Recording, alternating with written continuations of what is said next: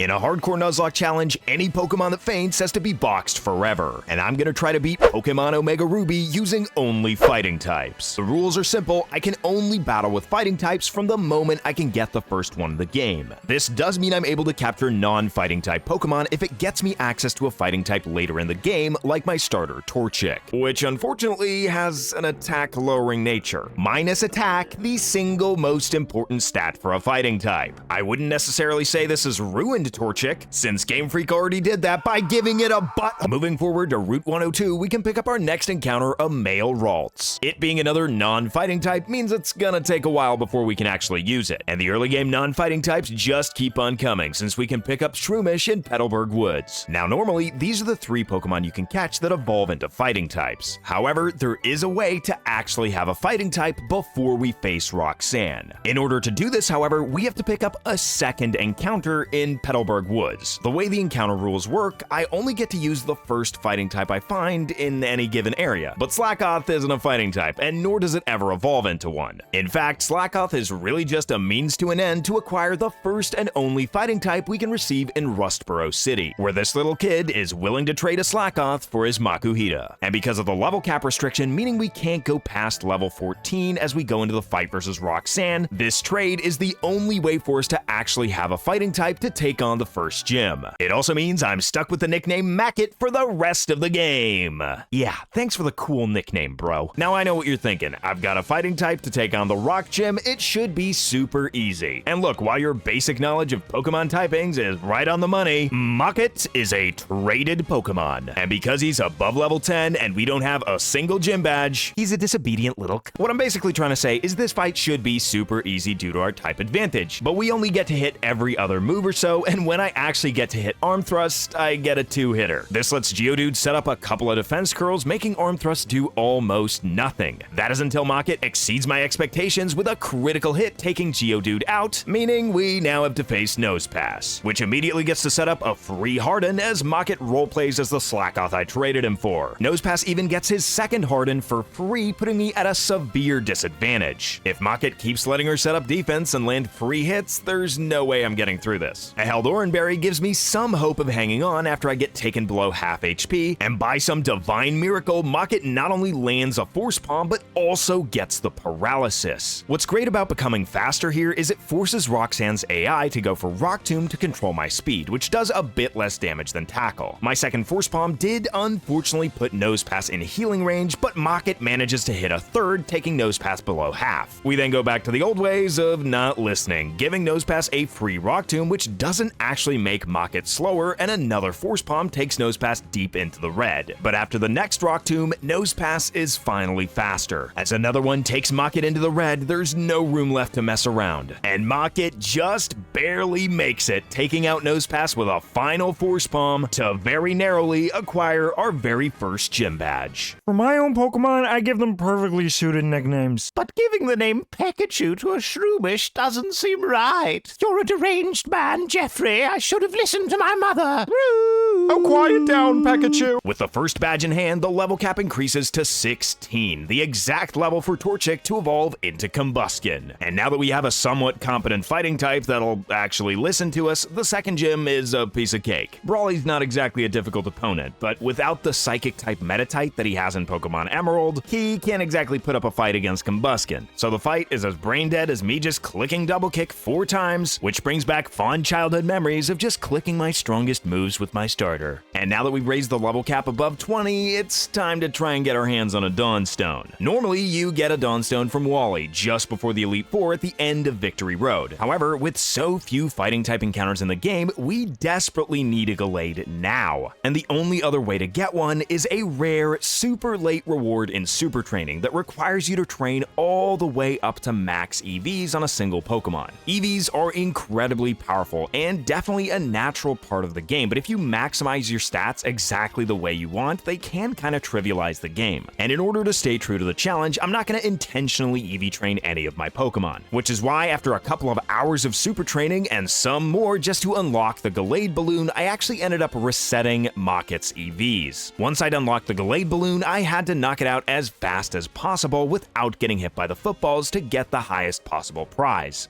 And I guess I got good at the minigame while doing all that super training because I ended up getting a Dawnstone on the very first attempt, which I end up using immediately to acquire our newest member of the team, Edgelord. And having Gallade gives us the perfect answer to May's Marshtomp, since Curlia conveniently learns the quad-effective Magical Leaf at level 20. And just to rub it in, I use him to decimate Wally's Ralts. We then have to prepare for Watson, who in the GBA games is an absolute menace. But in Omega Ruby, we can spend 10,000 Pokédollars at the Pokemart to pick up Bulldoze to basically pay to win. By selling a few items we've picked up along the way, we can also afford to purchase Power-Up Punch. Getting access to Power-Up Punch just before the third gym is awesome, especially with a team full of fighting types. The one thing I didn't want from this fight is to get paralyzed, which is why I gave Edgelord a Cherry Berry to heal it once it happened after the first Sturdy. Then, because Watson is gonna heal, we basically get a free turn to set up another Power Punch, and because Gallade's faster than Magnemite, we just knock it out the turn after the heal. This puts us in the optimal position to just sweep the rest of the gym with Edgelord. And even though Voltorb is faster, it just wastes its turn going for charge, allowing me to take it out with a Bulldoze right afterwards. Finally, there's Magneton, which could put up a bit of resistance since it's faster, confusing us with Supersonic. The 2 attack boosts mean we take a lot of damage from hitting ourselves, but Edgelord ends up breaking through, and because his Magneton doesn't have Sturdy for some reason, we end up picking up the badge super easy.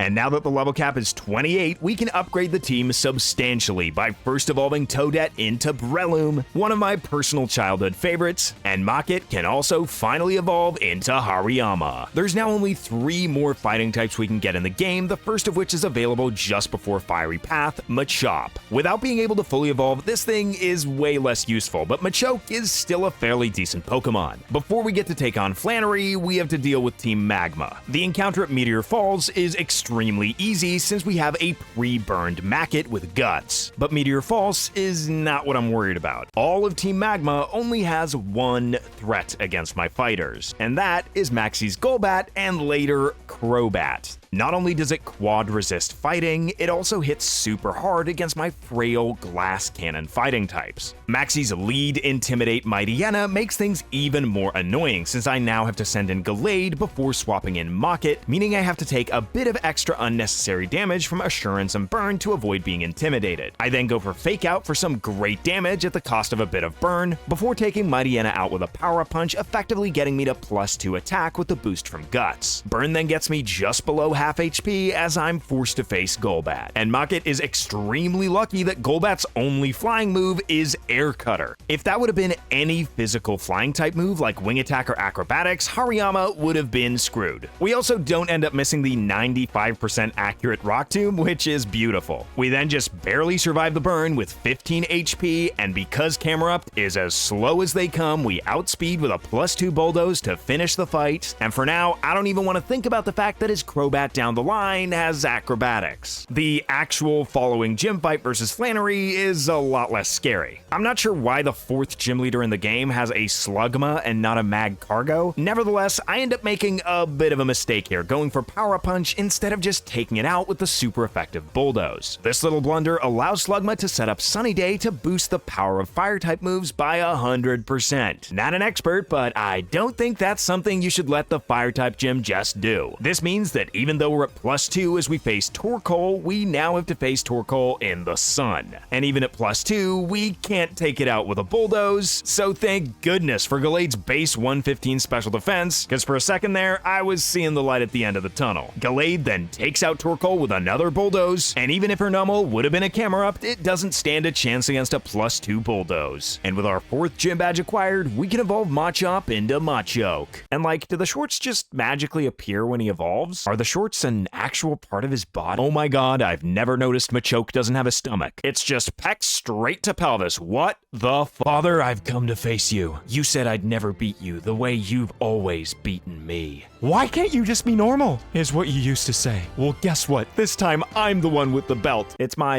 it came with my Machoke. And this time, I'll be fighting back.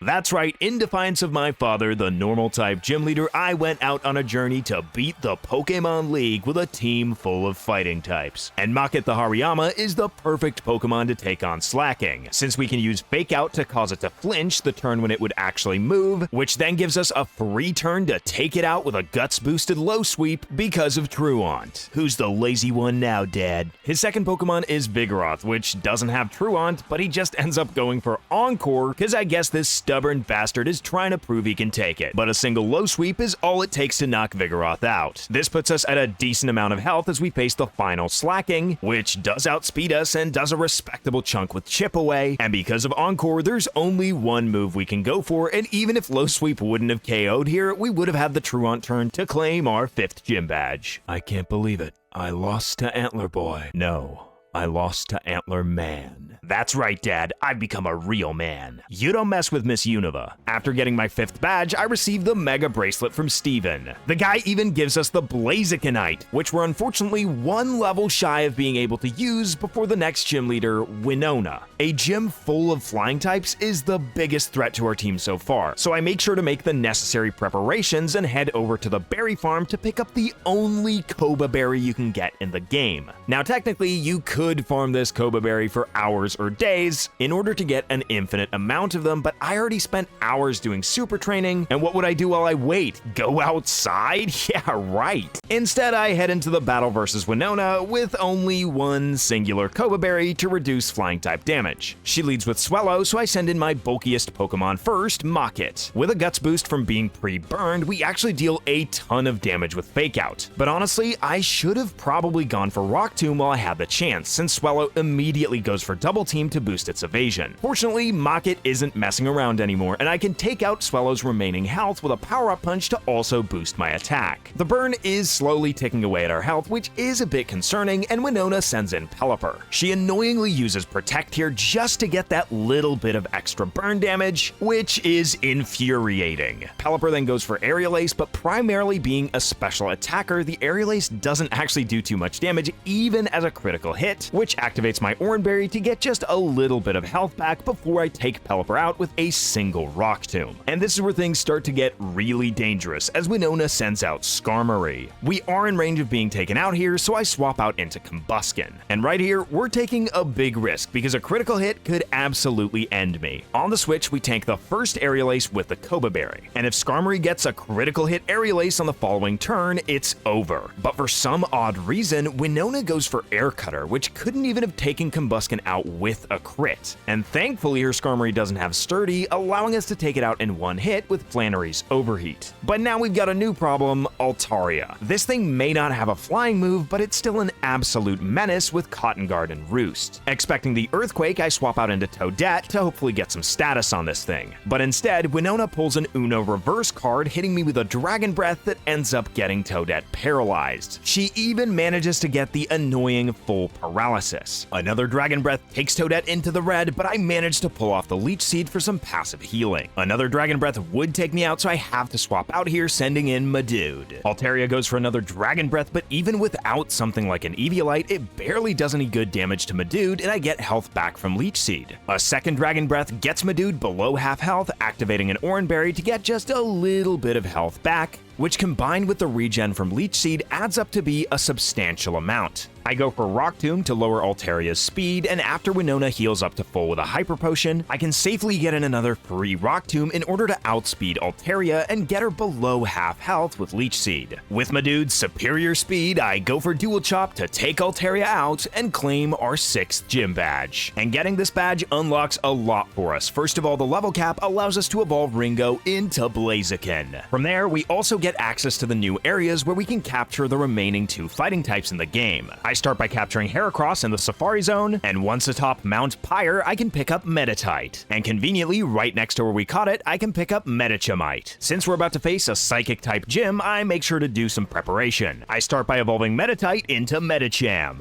But the most important part is going to be heading to the Move Relearner to pick up a ton of great dark moves. We then take on the Psychic Twins, Tate and Liza. Despite being the 7th gym, they're only only two Pokemon are Solrock and Lunatone. We're actually pretty well set up for double battles since we have Fake Out on Mocket to make Lunatone skip a turn. Solrock just sets up the Sun so we can hit it with a heavy Night Slash. Solrock then hits Mocket with a soft Solar Beam, and for some reason Lunatone hits Edgelord with the Psychic when it would have been super effective against Mocket. This lets me KO Solrock with a Night Slash and deal great damage to Lunatone with Knockoff at the end of the turn. The twins try to hold me off with a Hyper Potion, but the combination of Night Slash and Knockoff is enough to steal the victory. But this just means we now have to face the real challenge. On my way to the dreaded Maxi fight, I pick up the Heracronite on the beach. While Archie had been failing to get his comedy career off the ground, Maxi had been hard at work to awaken the slumbering Groudon. Maxi was fed up with having to show a decrease in profits to the shareholders of his sunscreen company. By awakening Groudon, everyone would have to use his new product. A foolproof plan for profit, except for the fact that I burn by just thinking about the sun. So I had to intervene, lest this man torch the earth as we know it. And dealing with this guy is gonna be a problem, because he has a Crobat with Acrobatics, one of the most powerful flying type moves in the game. Before we fight it, we have to take care of his Mightyena, which is extremely easy with a single close combat from Gallade. Second, we have to deal with Weezing, but because of the defense drop from close combat, I can simply go for Protect since Weezing sees a KO with Explosion.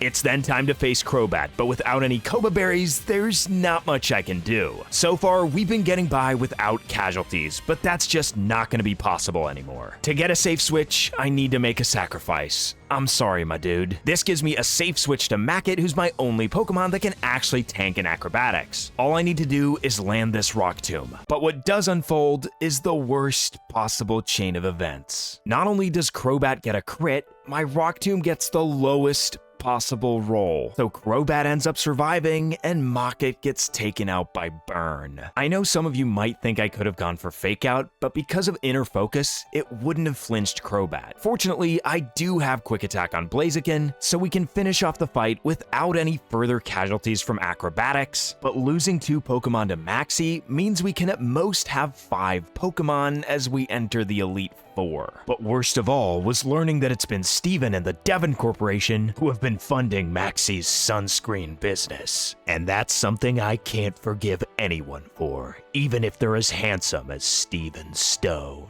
So I set my sights on the Pokemon League, but to get there, we have to collect one final gym badge. Fighting types don't have any particular advantage versus water types, but in this case, I've got a secret weapon. You see, not only does Mega Heracross come with a sky-high base 185 attack stat, it also has the lethal combination of Skill Link and Bullet Seed. On top of that, none of Wallace's Pokemon are particularly fast, so Heracross can easily outspeed them all, and with a grass move that's effectively 125 base power, not even the famously bulky Milotic could withstand 5 hits of something like that. It's nice to have an easy final gym since we only have 5 Pokemon remaining and no way to catch any more before we enter the Elite Four. But before we can take them on, we have to fight Wally, who goes down about as easy as back in Mauville City. Only problem being, the guy just gives us a Dawnstone and no Gallade Megastone. Thanks for nothing, buddy. As we pass through the gates of the Pokemon League, there's no going back. But with no further fighting types to catch, we'll just have to make do with the 5 we've got. The first member we have to face in the Elite Four is Sydney, and he's a bit of a warm-up. Dark is one of our best matchups in the game, but even so, we have to be a bit careful. A lot of our Pokemon are slow, and my fastest Pokemon, Heracross, has a brave nature, reducing its speed. That's gonna make it a nightmare to face some of the Elite Four's faster Pokemon. Much like our dearly departed Mocket, Heracross has Guts. With the Guts boost, we can counteract Mightyena's Intimidate, but I'm pretty sure we would have taken it out with close combat regardless. Second out is Absol, and with my brave nature and terrible speed IV, I actually can't outspeed it even though I'm 10 points of base speed faster. It seems all my Pokemon in this run have some fatal flaw. Heracross has bad speed, Ringo has terrible attack, and Mocket wouldn't listen to me. Against what would have been the quad effect of Aerial Ace, I send in Blaziken, who would have been able to tank a crit. And even though regular Blaziken has 5 points of base speed on Absol, I go for Protect just to be sure. In Generation 6, Pokemon don't get their Mega evolved speed stat the turn that they Mega Evolve, so going for Protect is honestly a really good tool just to make sure your speed stat's updated. After defeating Absol with a low sweep, I collect another speed boost as Sydney sends in Shiftry for some reason. The AI sends out Shiftry because it has extra sensory, which is super effective, but we're simply faster and can take it out with low sweep before he sends in the real threat Sharpedo. At our current HP, this thing can easily take us out with Aqua Jet before we get to move despite all those speed boosts, so I have to swap out into Toadette. The one downside of sending in Toadette is Sharpedo has Poison Fang, but it doesn't deal enough damage to take us out with a crit even if it would have gotten the poison, so I can safely click Seed Bomb and eliminate the half shark. Sydney's final Pokemon is Cacturn, which really can't touch Heracross. Needle Arm barely does any damage, so the most annoying thing it can do is go for Spiky Shield to waste my time. We're not even close to Burn taking us out, so we can just go for Close Combat the next turn to beat the first Elite Four member. Phoebe is a bit more of an issue, since our fighting types can't hit any of her ghost types with Fighting Stab. Even so, Heracross is a pretty great option here, since we can give it Night Slash through the move relearner. And with the Guts boost, Heracross is able to take out Dusclops with a single Night Slash, even if it wouldn't have gotten a crit. I'm pretty sure Banette comes out second because she sees it has a fire move. The fact that that fire move is Will-O-Wisp means she sends Banette to its demise. Third is Dusknoir, and in the fight, I realized immediately that this is a huge problem. Heracross has no way of taking this thing out without a crit, and what I forgot to think about before the fight is that Dusknoir's Hex gets powered up by my burn. This put me in panic mode since I can no longer just sweep with Heracross. I can't swap in Medicham or Gallade on a Hex, so I decide to send in Toadette. But even though this can tank the Hex pretty well, it's a fairly short-sighted move, because this Dusknoir knows both Ice Punch and Fire Punch, which thankfully is not quite enough to take Toadette out. Whether Dusknoir goes for Fire Punch or Ice Punch here, I can safely swap in Blaziken, who resists both. The Fire Punch barely does anything even as a critical hit, and I go for a Protect just to get a bit of Leech Seed recovery, after which I Mega Evolve and guarantee that my Flare Blitz will take Dusknoir out. With her biggest threat to my team defeated, she sends in Banette, which also gets immediately one-shot by a Flare Blitz. Annoyingly, the recoil from these two Flare Blitzes means that Sableye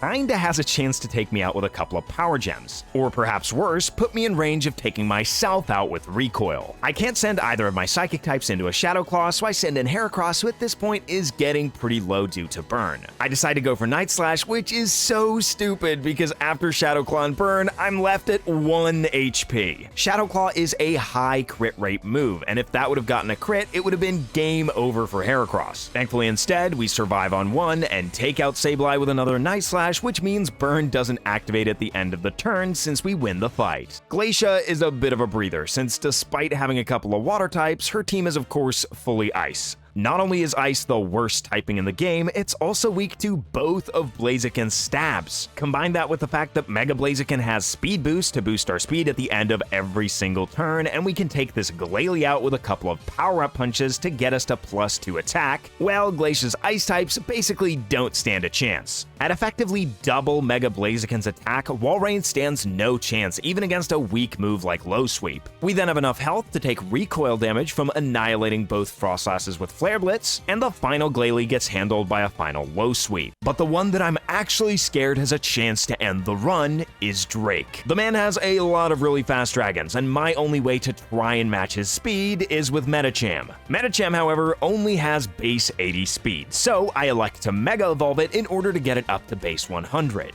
There's only one teensy problem. My Medicham has an awful speed IV. Despite speed tying both Flygons and Salamence, they are all faster. I start by using Protect against Altaria since its base speed is also 80, just like base Medicham, to get my speed up to 100 and then take it out with Ice Punch. In comes the first Flygon, so I go for Protect to scout what move it uses to see which one it actually is. It ends up being his special attacking one, so I swap out into Blaziken. I don't really have a good switch against this Boom Burst, so I just end up taking the hit. Blaziken, of course, gets outsped the next turn, and I take a second Boom Burst, taking me into the red before I can lower Flygon's speed with a Low Sweep. Even though I'm now faster, there's no way for Blaziken to take Flygon out from that range, so I swap out into Edgelord, who actually has decent enough special defense to tank this Boom Burst fairly comfortably. I then go for Close Combat to guarantee that we take Flygon out, but this comes at a pretty steep price, lowering both my defense and special defense, which doesn't really matter since a single Earthquake from the next Flygon would take me out either way. Once again, my resident Earthquake tanker is Toadette. Unfortunately, she's not quite as adept at tanking dragon moves and Dragon Claw deals a lot more damage. But because Toadette survives, I'm able to fire off a Leech Seed to get just a little bit of healing each turn. I also made sure to give Toadette Protect so that we can sap as much health as possible from this thing. This gives us just enough health back to survive another Dragon Claw, but instead, Flygon goes for Supersonic. Because I don't really have any good items, I gave Toadette a Person Berry just in case we ran into this exact situation. Leech Seed then takes Flygon into healing range, so I make sure to go for Poison Powder to get as much residual damage on Flygon as possible. I of course use Protect again to deal a big chunk of free damage. Flygon then tries for another Supersonic, but fails to land the hit, so a Seed Bomb takes Flygon deep into the red, meaning Leech Seed takes us all the way back up to full HP as Flygon goes down. Kingdra comes out fourth, and at full HP, we can probably take a single Ice Beam. However, Kingdra ends up going for Yawn instead. I'm certainly not complaining since it allows me to set up a free Leech Seed. Kingdra then goes for Yawn again. This seems to be the AI not being able to detect my drowsy status, but I am certainly not complaining since it gives me a free chance to poison Kingdra. I'm then of course put to sleep at the end of the turn, so I'm forced to swap out into Edgelord.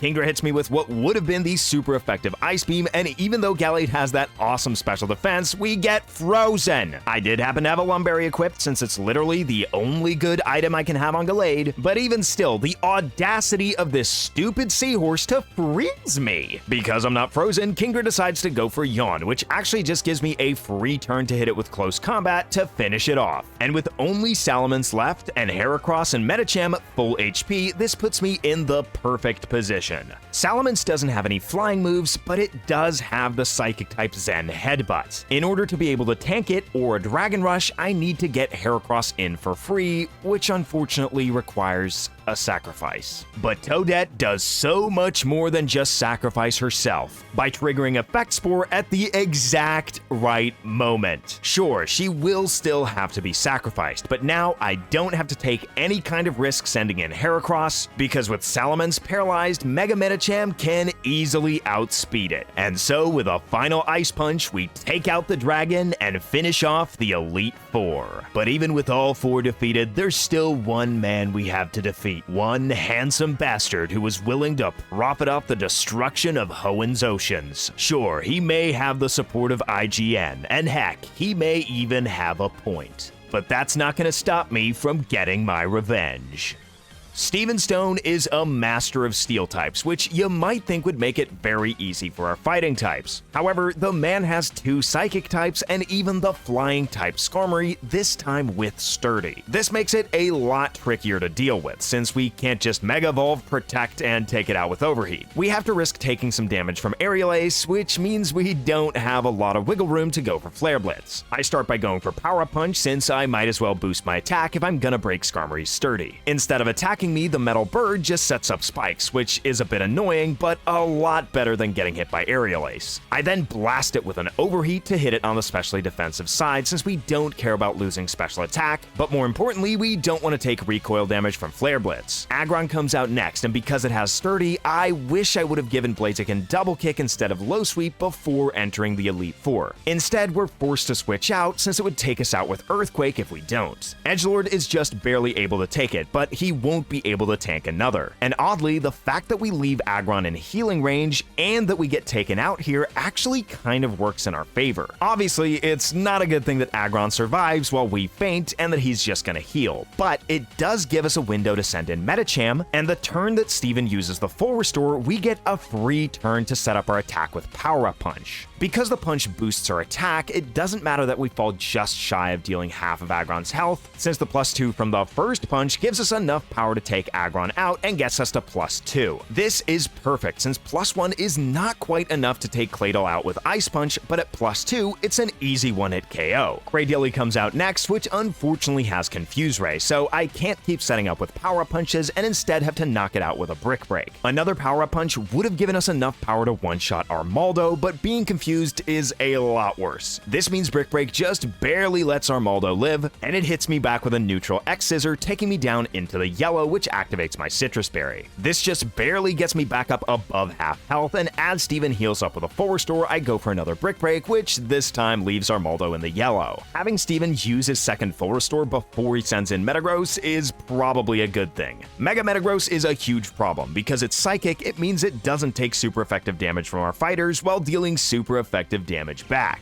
But there's still a chance Heracross still has that Pitaya Berry since we didn't have to use it against Salamence. And because Metagross has to recharge after taking out Medicham with Giga Impact, we might actually have a chance of winning this challenge. The recharge means we get one free turn to attack, so I fire off a powerful Guts-boosted Earthquake, and with a critical hit, we take Mega Metagross deep into the red. Come on, Heracross, you just have to hold. We eat the Pitaya Berry to reduce the damage from Zen Headbutt, but even with the damage reduction from Pitaya Berry, it wasn't enough to stop Mega Metagross. With only Blaziken left, I'm very glad we didn't get hit by Aerial Ace since spike damage probably would have put me in range of Bullet Punch. I make sure to go for Protect to get that speed boost at the end of the turn since otherwise we're simply not faster than Mega Metagross. And with one final Flare Blitz, Blaziken takes out Metagross and grants us victory, but with no teammates left to celebrate with, the only feeling remaining was bittersweet.